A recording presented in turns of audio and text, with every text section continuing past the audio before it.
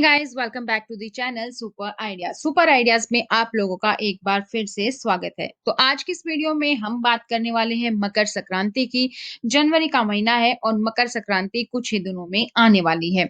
तो क्यों ना उसके बारे में जान लिया जाए, किस तारीख को है, किस दिन है, पूजा के लिए शुभ मुहूर्त क्या होगा, पुण्य काल और महापुण्य काल का क्या समय रहेगा, इस दिन कैसे पूजा करनी चाहिए, संपूर्ण पूजा विधि क्या है, इस दिन किस भगवान को और क्या भोग लगाया जाता है, क्या दान दिया जाता है ताकि फल ज़्यादा मिले और क्या ही व्रत कथा है। तो आज की इस वीडियो में पूरी जानकारी हम आपको देने वाले हैं। तो इसी तरीके की और अपडेट्स को पाने के लिए चैनल को सब्सक्राइब करके बेल आइकन को प्रेस करना ना भूलें।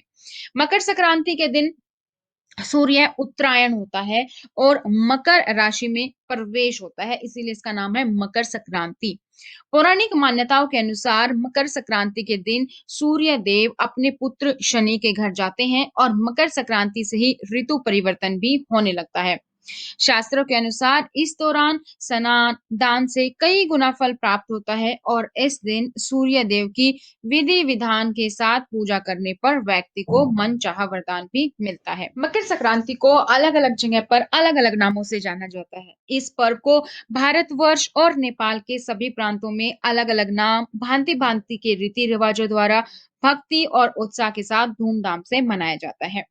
जैसे कि एग्जाम्पल के तौर पर भारत को में मकर संक्रांति के नाम से जाना जाता है। इस पर्व को छत्तीसगढ़, गोवा, ओडिशा, हरियाणा, बिहार, झारखंड, आंध्र प्रदेश, तेलंगाना, कर्नाटक, केरल, मध्य प्रदेश, महाराष्ट्र, मणिपुर, राजस्थान, सिक्किम, उत्तर प्रदेश, उत्तराखंड, पश्चिमी बंगाल, गुजरात और जम्मू और तमिलनाडु में इसे ताई पोंगल या फिर उज्वर तिरुनवन के नाम से जाना जाता है। गुजरात और उत्तराखंड में इसको उत्तरायण के नाम से भी जानते हैं और हरियाणा, हिमाचल प्रदेश और पंजाब में इसको कहीं-कहीं माघी नाम से भी जानते हैं।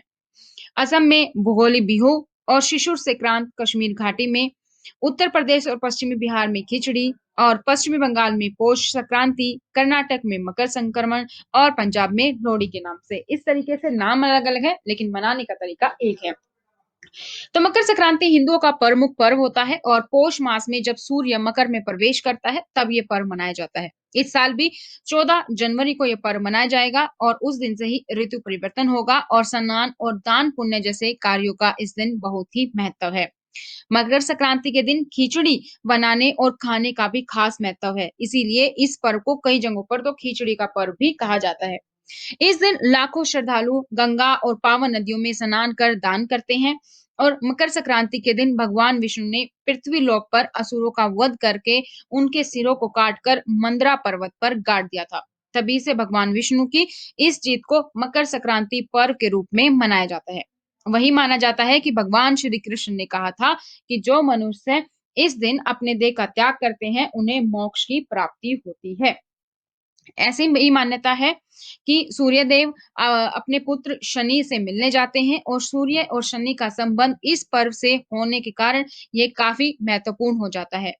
आमतौर पर शुक्र का उदय भी लगभग इसी समय होता है, इसलिए यहाँ से शुभ कार्यों की शुरुआत होती है। अगर कुंडली में सूर्य या शनि की स्थिति खराब हो तो इस पर्व पर विशेष तरह की पूजा करके उसे ठीक किया जा सकता है।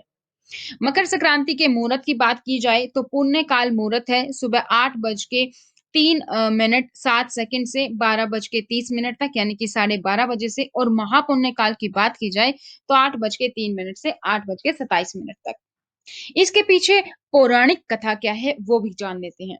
पौराणिक कथा के अनुसार मकर संक्रांति के दिन भगवान विष्णु ने पृथ्वी लोक पर असुरों का संहार करके उनके सिरों को काटकर मंदरा पर्वत पर फेंका था।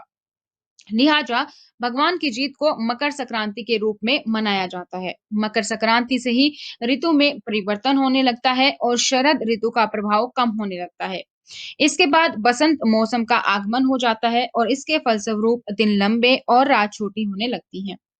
धार्मिक मान्यताओं के अनुसार मकर संक्रांति के दिन सूर्य देव अपने पुत्र शनि देव के घर जाते हैं और ऐसे में पिता और पुत्र के बीच प्रेम बढ़ता है। ऐसे में भगवान सूर्य और शनि की आराधना शुभ फल देने वाला होता है। इस दिन क्या परंपरा है? मकर संक्रांति पर तिल और गुड़ से बने हुए लड्डू और अन्य मीठे पकवान बनाने की परंपरा है। यह भी कहा जाता है कि इस समय मौसम में काफी सर्दी होती है, तो तिल और गुड़ से बने लड्डू को खाने से स्वास्थ्य ठीक रहता है। मकर संक्रांति को क्या करना चाहिए? मकर संक्रांति को प्रातःकाल स्नान कर लोटे में लाल फूल और अक्षत डालकर सूर्य को अर्घ देना चाहिए। सूर्य के बीज मंत्र का जाप करना चाहिए। श्रीमद् भागवत के एक अध्याय का पाठ करें या फिर आप गीता का पाठ भी कर सकते हैं। नया अन्न, कंबल, तिल, घी का दान करें और भोजन में नए अन्न की खिचड़ी बनाएं। भोजन भगवान को समर्पित करके प्रसाद रूप में ग्रहण करें और संध्या काल में अन्न का सेवन न करें। इस दिन किसी गरीब व्यक्ति को बर्तन समेत तिल का दान करने से शनि से जुड़ी हुई हर पीड़ा से मुक्ति मिलती है। तो संक्रांति की पूजा एक बार फिर से देख लेते हैं कि इस दिन सुबह जल्दी उठकर आपको नदी में स्नान करना चाहिए। नदी में स्नान नहीं कर पाए तो आप बाल्टी में गंगा जल की बूंदें छिड़क के उसके स्नान कर सकते हैं। नहाकर साफ वस्त्र पहनने, फिर एक साफ चौकी लेकर उस पर गंगा जल छिड़कें और लाल वस्त्र बिछाएं। चौकी पर लाल चंदन से अष्टदल कमल बनाएं और सूर्य देव का चित्र या तस्वीर चौकी पर स्थापित करें। सूर्य देव के मंत्रों का जाप करें और सूर्य देव को तिल और गुड़ से बने हुए लड्डुओं का भोग लगाएं।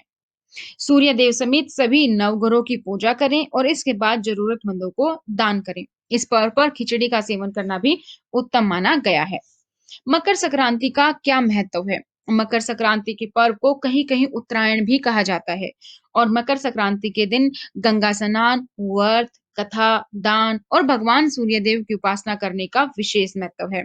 इस दिन किया गया दान अक्षय फलकारी होता है और इस दिन शनि देव के लिए प्रकाश का दान करना भी बहुत शुभ होता है।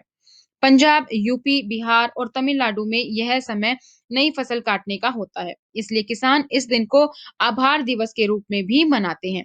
इस दिन तिल और गुड़ की बनी मिठाइयाँ बाँटी जाती हैं और इसके अलावा मकर संक्रांति के दिन पतंग उड़ाने की भी परंपरा है।